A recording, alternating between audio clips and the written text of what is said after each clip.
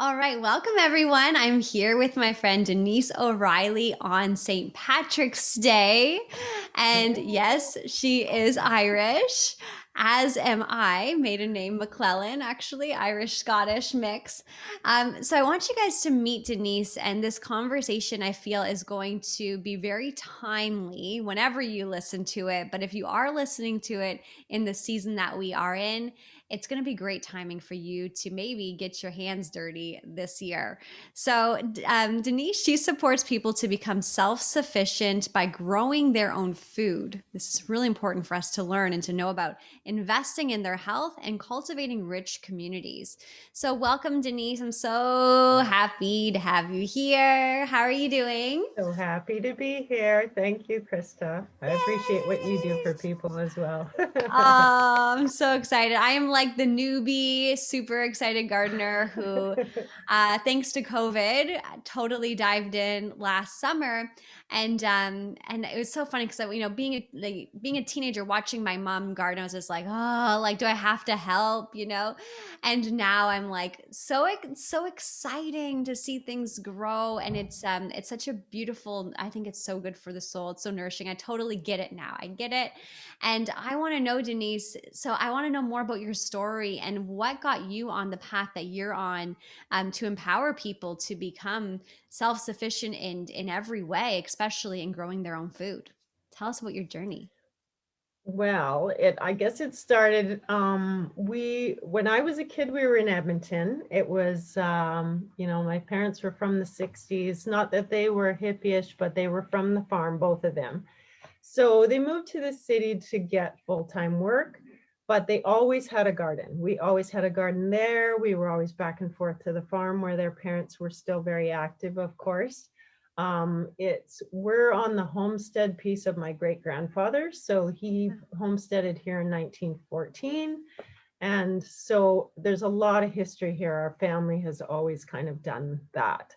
And not that they have done the seed saving part, which is kind of where we've gone, but I always had my own gardens. I saw the importance of growing our own food. I mean, the taste you can't compare with, for sure. Can't beat it. And of course, there's lots to be said about nutritional value of food that gets right fresh out of the garden versus stored in the supermarket for ages and ages, as we know. Yeah. But so when I grew up with that, we always had a huge garden. When I moved away, got married, we were in Kelowna. My husband and I lived there for a bit. I, of course, night and day as to gardening, as you guys are from us in Alberta. Yeah. The season was long enough to have some things go to seed. And that was when I went, oh, like, what's this? We saved peas and beans and that kind of thing, but nothing like Swiss chard or cabbages or anything like that. So that kind of opened my eyes, but that at the same time, what was happening in the seed movement was that Monsanto was controlling a lot of seed. I saw that part of it for farmers, that all of a sudden they start to step in and say, no, you can't save your own seed. It belongs to us. And I just went, no, seed doesn't Wow. belong to any one company. It belongs to everybody. And it's as much a right as food and air and water and freedom and everything else. Yeah. So that kind of set me on the path to seed saving and sharing those seeds with others. And then it's just kind of grown from there. So. Wow. I mean, I think I watched a documentary or something about this, but it's all very vague, this information. So where is it at right now in terms of, we won't go too far deep into this, but with Monsanto, where are they at now in terms of controlling seeds?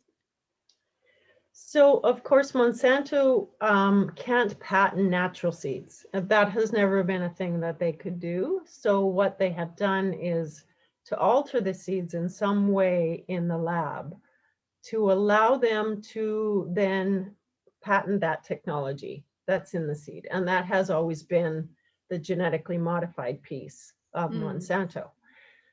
There's other companies that do that as well, but what happened a few years ago, and this was 2003-ish, and it's continued, is that companies like Monsanto and Bayer and DuPont have gotten involved because the chemical growing and the seed goes hand in hand. So Mm. they have all these corporate relationships with each other, where they have patents together, or they have kind of conglomerated to the point where Bayer owns Monsanto now.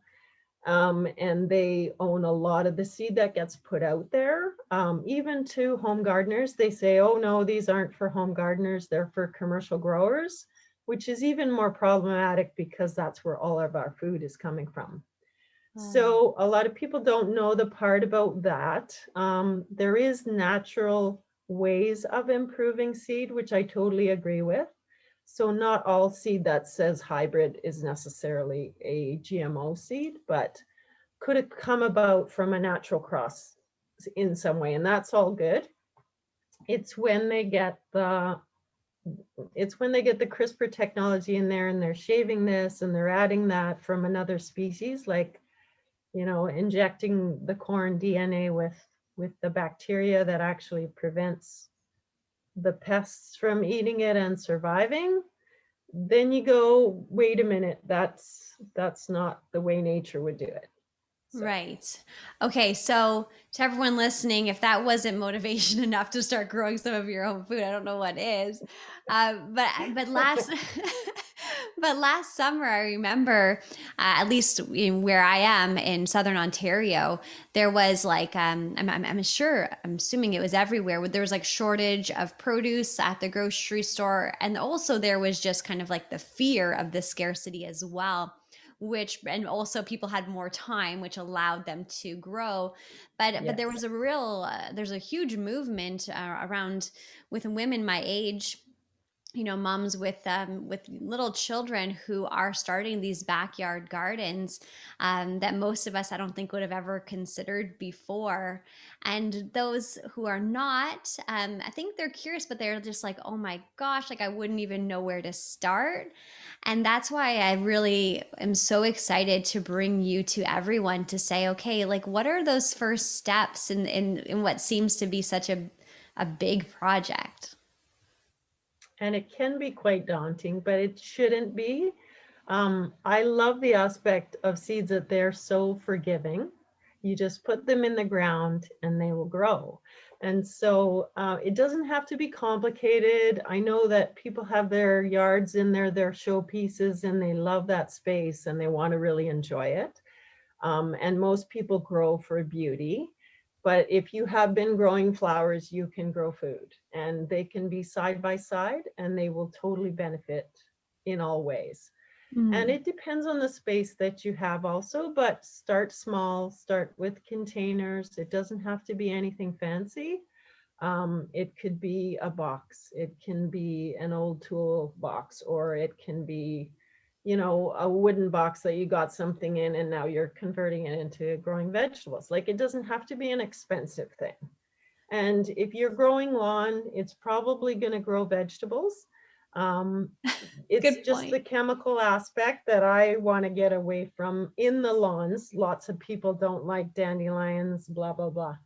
So there may be chemicals in your lawn, and so you may want to bring in some dirt in some kind, or, you know, find a farmer that is farming organically or without a lot of spray, and get some manure or get Yeah. some mushroom compost, Yeah. you know, and just, it's as easy as ripping open that bag and planting right in the bag. Like, you don't even have to have a space, you know, it could be up against your fence and you just want to water those bags, put those plants in, and away you go. Like, There you it's go. You so guys just go simple. put the seeds in the bag all today. Denise, this is already amazing. It's actually, so last summer, this was me just intuitively, I guess. I don't know if you would say that, but just like really being okay. Like, I'm not a perfectionist, so that really helped my process. But I was like, I'm just gonna see what happens, kind of thing. But That's I it. did. I found like an old bookshelf on the side of the road, and I was like, "Oh, that's another planter for me." Like, that's where my mind was going, was a new planter, and literally just tipped it on its, tipped it over and put dirt in it. Just drilled a couple holes in it, and then it was a bed for veggies. Perfect. Awesome. So like there's a lot of ways you could do it, but I did start like over the years I've been doing planters and I was like, I'm not ready for the ground yet. I'm not ready for the ground. And then like they got my dad actually he built a little section of the garden, and then this year I did spend money. I did get the elevated big trundle that looks amazing and all these things. But I think it's really empowering to know that you can start small and imperfect and messy. Yes, exactly. And I think all I want people to do is try and Yeah. do one thing. So if you had one tomato and you grew that little baby and put it out and had that first ripe tomato, just as you know, the flavor is off the charts. Yeah. And and it has to do with your energy and the input that you're putting into that plant, of course. Sure But is. it also has to do with just being willing and providing space for that to grow. And you will be rewarded, like my husband often gives me the gears because I keep pepper plants in our greenhouse. And of course, by the time the end of September comes, you've got to run that heat to keep things going here. And so we had these beautiful pepper plants till the end of November. And he's like, well, how much money is that costing us, to have those peppers? But I'm like, yeah, but look at how But look beautiful at they these are, peppers. right? I know that. I know that's what as I was like buying the dirt and the big garden. I was like, I'm pretty sure I am spending more than if I went to the grocery store. But it doesn't have to be like that, It's guys. true. It's Yeah. so rewarding. Okay, so Yeah. Denise, And if any, yeah, getting back to the lawn thing. yeah, So like old plastic bags that you have, and you just lay them out and put a box around it, and fill it with leaves and stick, and then those things compost on the bottom, and then you can just put that layer of dirt on the top, and that could be dirt that you get from anywhere. It could be a different section of your lawn that you're digging up and leaving, or whatever it is, like mm, just you don't want the grass to grow through the bottom, is what I'm trying to say. So the plastic does help with that. But obviously, we don't want a lot of plastic in our diet. So keep it at the bottom, and it will kill the grass. And then later you can just remove it at any point. And that's a there's your really bed. good Like, tip. That's a great tip. yeah. I love that. So far I mean, you very casually mentioned like the old toolbox, an old box you're not using, the bookshelf, just a plastic bag, sticks and leaves. Then you put your dirt on top, and you can grow like that too. Yeah. And then, of Um, course, as that stuff composts, it'll kind of sink down a little bit. You just add fresh dirt, fresh leaves, like work it in. As much organic matter as you can add to that soil is the nutrition, and it's just the air porosity in the soil that you want, all those kinds of things. So, okay, so let's just give people like a list of kind of an easy little pseudo blueprint for a garden. So maybe they have a very small space. They're like, okay, I'm going to try to grow my veggies. What are the ones that you would recommend they start with? And how should they be arranged in terms of what's next to what? so you always want to plan your garden with the thought that those plants need at least 8 hours of direct sun a day. Okay. So wherever that is, more is better, obviously. You don't want it super, super hot, but you can mitigate that with more moisture, or, whatever, more compost in the soil to kind of protect it a little bit, or you can put mulch over the top. But that's the first aspect. So we choose your spot.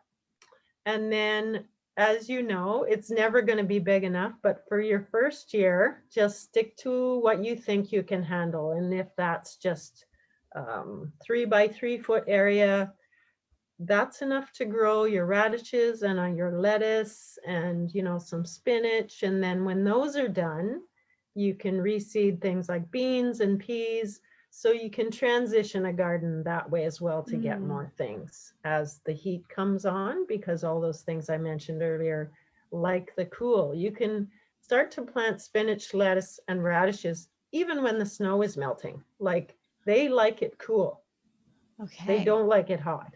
So the sooner you can get those things in the ground, the better. And then you can plant them again in the fall later on when it's cooling down and the heat isn't there anymore. Otherwise, they just bolt. You don't end up getting a lot, and you want to make Oh, sure that you can transition your garden that way. I did not realize you could plant twice in the garden. I thought like you planted and that's what you're gonna get. Lots of us don't do that because we're kind of like, oh, I don't want to, kill those plants. But and of course, if you're going to save for seed, you're going to leave them go to seed. But if you're Okay. just doing it for yourself and starting out small and you just want to eat a few things here and there, that's the way I would go for sure. Okay, Yeah. amazing. Now, what about like a couple fun tricks and tips in terms of like nourishing your garden? I've been putting the calcium, the magnesium calcium in the soil. Is that crazy? No, no, that's good. You can totally do that. And I mean, it might be an expensive way to go, but you can also probably go to the health food store. There's a product called diatomaceous earth, which they use for internal parasite cleansing. They use it a Yeah. lot out here as a supplemental calcium source for cattle and things like that. So I buy it by Okay. the 25-pound bag. Wow. Um, it's good to put in the soil, but it's also good if you're growing cauliflower, broccoli, and you have those cabbage moths on there. Oh, You can dust with that. It's totally non-toxic. Just don't breathe it, obviously, because it's ground up seashells is what it is. oh. And so that's a readily available source of calcium, but it will be a way to mitigate those worms. It kind of, they crawl over it and it nicks their outer coating. So then they dehydrate, basically. It's like Oh, having a cut that they can't heal. okay. Um, Other than that, I cover things with a row cover. But as far as amendments, your leaves will work. If you're doing your lawn clippings all the time, put them in your soil. It's readily available nitrogen. It breaks down like really quickly, and it helps just the soil be that much richer. You Wow. can also put it on the surface and keep it cool that way, keep it moist. Anything you can do to mulch your garden, as you know, with straw or anything else, will eventually break down and just work into the soil, and you're feeding it all the time from the top. I like how you said, as you know, like I know that. See, see, I'm faking it till I make it here. I'm fooling Denise. Oh my God, that's so funny. Okay, so where do we go to get seeds? I know that you are the seed lady, and I want to get the best possible seeds for my garden. I definitely didn't save seeds. I didn't even know that was a thing, so I'm going to have to look into that later this fall, right? Yes. No. Do I save the bean first? How's this work? Yeah, so we talked a bit about if you want to start to save your own seeds, it's pretty simple. It's time consuming though, and space consuming. So Okay. if you just want to eat, like I said, just eat the stuff.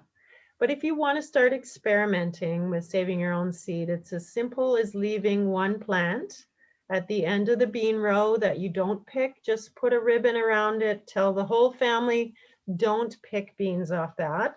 Okay. And then that one will continue to ripen those beans, and then you'll see they start to turn brown and dry up. If you're going to get frost into the we do rather early here, but you guys should be all right to totally let those beans dry on the plant, Yeah. and then pull the whole plant and let it dry even further. Pull the beans pods off and shell them out and dry them again. You can do that all winter on your windowsill or on your top of your fridge or somewhere that you know they're going to stay nice and dry. Yeah. And then bag them in a little Ziploc bag and label them, of course, always label everything. And then they're there for next year for you to use. Same with peas. Wow. If you want to let one spinach plant go to seed, you'll see all the way along the stems, they have the little balls of spinach seed. Yeah. They're I so never knew what easy, that so was. easy. Oh my Yeah. gosh, this is amazing. Okay. Um, Okay, I feel like I'm like the confidence piece. Like I'm like I'm still afraid I'm going to do something wrong or the soil's not good enough. But like what you said earlier, it's like seeds are very forgiving. You said. Yes. And it's easy to tell if your soil is not quite rich enough, and that could be, it's indicated by the color of the plant. If it's not that vibrant, rich green color, it's kind of on the Mm, yellowy side. yeah. Chances are you may not have enough magnesium or calcium. But usually it's just if you keep amending with leaves and grass clippings, you'll never find that. The soil will just continue to get richer and richer. So Okay. And not a problem. I feel like I have a million questions, but in terms of soil, is it really important to get organic soil? Well, it can be depending on, obviously you don't want to get it from an industrial site or anything like that. So that's when Hmm. you're buying soil, you need to check that out for sure. But if you're going If to in like doubt, the garden center. yeah, that should be okay. Most of the soil mixes are peat moss. They're called a soilless mix for a reason, that they would be without soil, so without contamination, possibly a mix of peat moss and things that give it porosity and other things. But if you're not going to an organic soil mix, there will be surfactants and other things in there that help the peat moss hold the water. As you know, Mm, straight peat moss really doesn't suck up moisture all that well until it's yeah. been incorporated really well. So there's things in there, but it's up to you how far you can go with that. The organic stuff isn't that much more a bag, really, Yeah. and you shouldn't need that much. But well-rotted manure is very easy to come by. It's a product that is fairly safe as long as they haven't sprayed the manure pile or something like that, which Yeah. they could have done. Yeah. The mushroom compost. I'm excited. I picked up mine today. Yeah, and you may even have like some mushrooms that come up in the middle of your rows as a result. Oh, that'd be exciting. Oh my gosh, so exciting. Okay, so back to the seeds. Back to the seeds. Okay, so we Yeah. didn't save our seeds. We need our seeds. Yeah, I mean, you can buy seeds probably at the grocery store, many different places. Can you tell us about what you guys offer in terms of seeds and how they should go about Sure. ordering and planning and what to look for?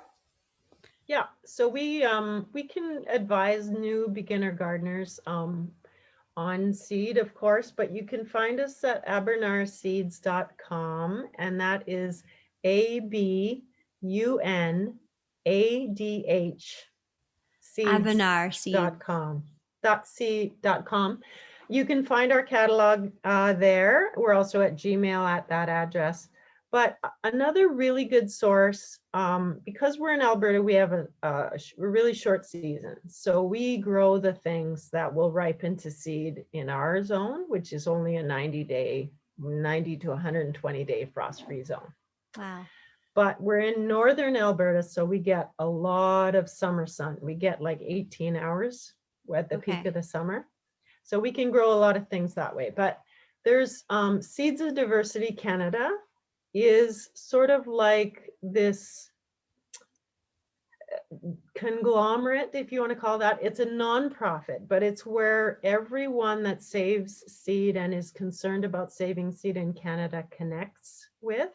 They have their own seed bank, but they offer the Seedy Saturday and Sunday events all the way across Canada, which are all virtual this year.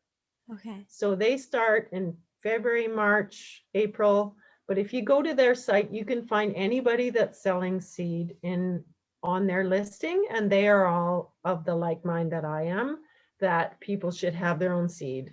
And all of those seeds are going to be open pollinated or heirloom, which the vital piece of that is then whatever you save is going to look like its parents. If you Mm, save a hybrid seed, it's going to look like whatever crosses they use to create that seed in the first place. It mm, may not be the seed you're looking for, okay. and it may be sterile, depending on how they created it, right? Mm, You hmm. may not even be able to save your own seed from that. But That's not always an indicator. It just could have been a cross. For instance, in 2 peppers, when they have a hybrid pepper, you can save seed from that, but it may not look like the pepper that you started with, but you'll get some kind of pepper out of it, and it'll be an Yeah. interesting variety of crosses, and you can find the one that you like. So that's Yeah. always fun too. Okay, Abenar seeds. The link will be in the show notes, you guys. So definitely check that out, and definitely talk to Denise on Instagram. Go follow her. That will also be in the show notes. One last thing I want to talk to you about. I mean, I could talk to you for hours because you're so much fun. But I've seen a lot of kind of like DIYs recently. Again, me looking on Instagram, gardening tips and tricks and stuff about growing your food from scraps. Is that a reliable thing, like kitchen scraps?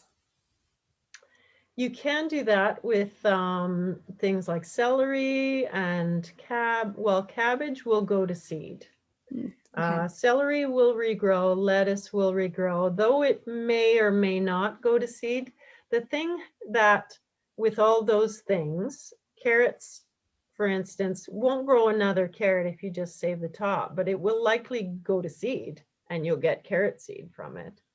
Because when things Yeah. like that rely on a second season Oh, to create seed.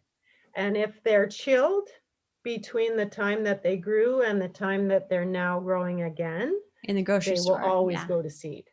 Right. So so that's what's happening because the plant has to go through a pretend winter. And we do that for it by doing the chilling thing, right? Okay. So that's why some years, if we get that cool summer and it's not really great, some things will go to seed right away. Like when we get the heat again, that's what's happening. It's thinking, oh, it was cool for a while, so winter must be over, and now I put out my seed. Okay. So What would you say out of like all the different things that they would buy at the grocery store would be the most reliable thing to try to regrow to put in their garden?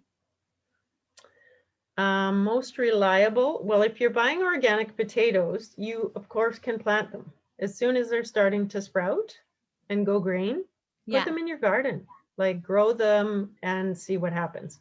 If they have been treated with a sprout inhibitor, then it wouldn't be an organic potato, and you may or may not be able to grow it.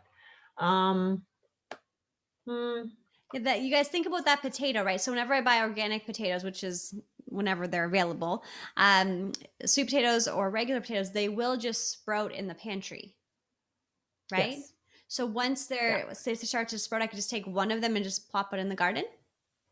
yeah. Or you Okay. can cut it so that you have 3 eyes. Where it's sending sprouts out is called the eye.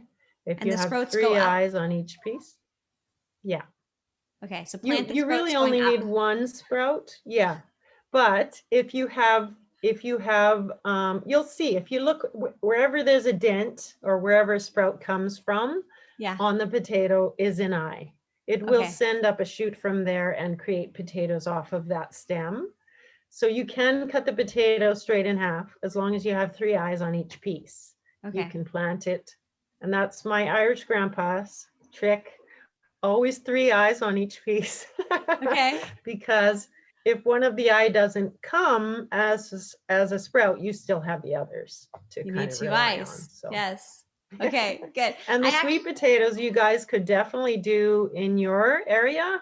I can't do it here. We don't get enough heat. We don't get enough season. So okay. I try it and see actually what did happens. the I did the ginger last year. I just took a piece of ginger, Yes. soaked it, and then I grew so much ginger. I just put it in a big pot. And the fall I was able Nice. to harvest it. Yeah, I think you could probably, regrow green onions from just the bottoms. Um, even onions themselves may come. I don't know. And or the tops for sure. Like if you have the green parts and you leave a little of the onion and just kind of put it on the surface of the soil, it may send out roots. Celery you can probably do, like we said. Trying to think what other food. Most of the rest of the food that you're thinking of, like peas and beans, they're all the fruiting part of the plant, so not the Okay. plant itself. Got it. But as you know, you can get a cutting off your tomato or your pepper and repot it in the fall to carry over for the winter. I have some over there that were whole plants that I'm keeping alive through the winter and interested to see what they do the second year. So See, it all seems like just so much fun. They're just like a big experiment and like what's gonna come, yeah. what's gonna grow, how much am I gonna get? It's so exciting. Okay, so Denise, there's a few other things I want to talk to you about. I know we've already been chatting for a while, but so we've really been focusing on food security and also the fun and joy of gardening and how that can be just so nourishing as a busy mom to spend some time in the dirt. You know, it's so grounding in terms of just like the peace of it all. You can get your children involved, having that Absolutely. the fresh produce at the dinner table. Like my husband and the boys were like, "This is the best salad I ever had." You know, it was so rewarding. Okay, so outside of that, you are also drawn to another area of nutrition, cellular nutrition, and that's how you and I met was through our partnership with USANA. So why? So knowing like you obviously eat so well, you grow this beautiful, nutritious food. Why did you feel it was important also to supplement? Well, when I was first introduced to USANA, as I said, it was over 20 years ago, and I thought, like most people do that I talk to, oh, I'm healthy, like I don't need that necessarily. But when I looked into the background of what it is that we're missing in our food and why Mm-hmm. it's not there, it made so much sense to me because I know how farming works these days. I know how farmers treat their plants or their crops as a business and how they are concerned with the bottom line like everyone else is. Of course, there's a resurgence back to soil health, but for a while there, when I was first looking at this, I could see there was a massive depletion in the soil for years and Mm, years and years. You can't farm the same piece of land and not put back. And right. what we're doing is taking, and the plants need nutrition to grow. And after years and years and years of that, if you're always taking off the harvest and the straw and the hay, like what are you putting back? What's Right. going back there? And so that wasn't really a part of the picture back then. And I saw it in my own health. I saw that when I supplemented with this quality brand, I noticed a change in my own health that I didn't think was possible. And Mm, so that's, to me, is what I want to share with people when they say, well, I'd love to get everything from my diet. I'm doing everything I can to get it from my diet, and it's not enough. mm-hmm. So, unfortunately, the way the world is right now, we have to supplement. We just Yeah. cannot not do it, or we're going to suffer the consequences in our health later on. And that's the thing, a lot of people don't know that missing piece also is that cancer and heart disease and stroke and diabetes are all diet related. They Mm-hmm. are. It's Mm-hmm. it's what you're missing, it's what your body's trying to fight against, but it can't over years of a lack of nutrition. So we get enough Yeah. food, we get enough calories, but we Mm-hmm. don't get enough nutrition from our food, unfortunately. And that even goes for organic. It's improving for sure. For sure, you're going to get more out of organic than regular stuff, but you're not going to get enough. So please, please, please do your own homework and research it for yourself and give it a try. I mean, what have you got to lose? Just whatever pains you're currently experiencing. You could lose the pains. Oh, well, you guys, there you go. You heard it from an organic farmer herself who knows how to grow food, knows how to grow a lot of nutritious food and save the seeds, and she's still supplementing. So we better supplement. And back to what you said about gardening, Krista, and with kids, I mean, it's so vital. They want to know that stuff. Yeah. They see that the miracle of life that comes from being involved, and it doesn't matter how they do it. They can throw the seeds over the side and they don't cover them. It doesn't matter. You just help them out a little bit and say, this is why we do this. And then to watch their face when they pull that first radish. And that's why you want to start with radishes, because it's only 28 days till they're ready. Okay. And so, and lettuce, pretty much the same. Kids can see those things growing and they're like, wow, like, it was such a tiny seed, and now look at it, like it's just so enriching, like you say, and vital for them to know where their food comes from and how Yeah. it's created, you know? Absolutely. My boys had, so much fun, and they lose interest, just to be honest, like they'll lose interest in some of the chore part of it, but then they could see their peppers, they could see everything, and it's like it's such a beautiful lesson. Yes. So I if need you some radish mulch, seeds. your weeding is going to be way, way less. Mulch, mulch, mulch, because I know that. Okay.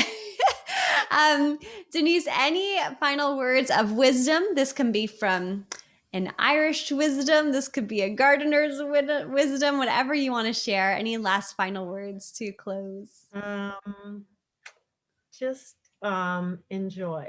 enjoy whatever you're doing. Don't be fearful about trying something new. Just go in it with that childlike enthusiasm, and it'll work out.